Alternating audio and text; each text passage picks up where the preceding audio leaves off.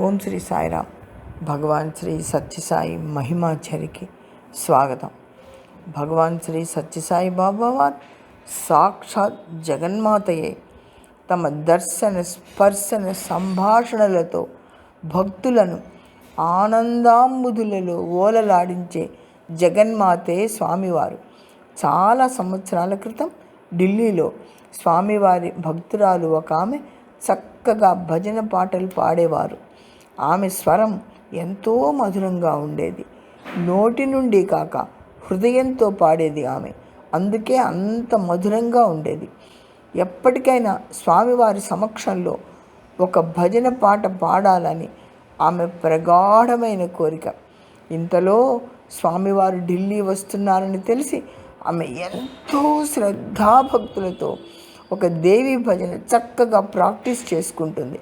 స్వామివారి రాక సందర్భంగా అక్కడి సేవాదళులకు అక్కడి భక్తులంతా తలా ఒక పని అప్పగించారు.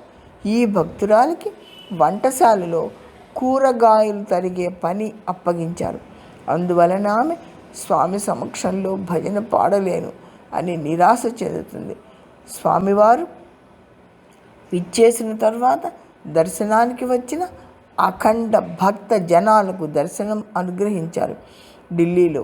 ఆ తర్వాత వారు తమకు కేటాయించిన గదిలోకి వెళ్ళటానికి మేడ మీదికి వెళుతూ మెట్ల దగ్గర ఆగి అక్కడి నుండి తమతో వచ్చినటువంటి భక్త బృందాన్ని వంటశాలలోకి వెళదాం పదండి అని చెప్తారు.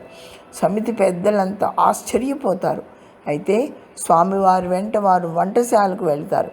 ఆ సమయంలో మన భక్తురాలు ఏకాగ్రతతో కూరలు తరిగే పని చేసుకుంటూ తాను అభ్యాసం చేసుకున్న భజన పాటను పాడుతూ ఉంటుంది.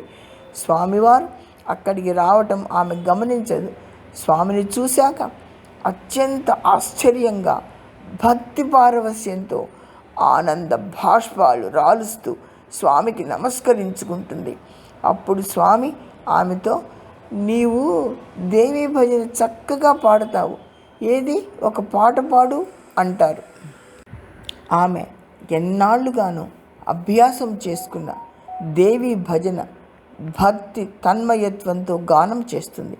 స్వామివారు ఆమెకు పాద నమస్కారం అనుగ్రహించి దేవీ భజన స్వామి సమక్షంలో పాడాలని నీవు ఎంతగానో కోరుకున్నావు కదా బంగారు, నీవు ఆశించిన కోరిక తీరింది కదా, నేనే స్వయంగా వచ్చి నీ భజన పాట విన్నాను అంటారు స్వామివారు. హృదయంతో భక్తితో తలచినది స్వామివారికి తప్పక తెలుస్తుంది. స్వామివారు తప్పక ఆ కోరిక తీరుస్తారు. జై సాయిరామ్.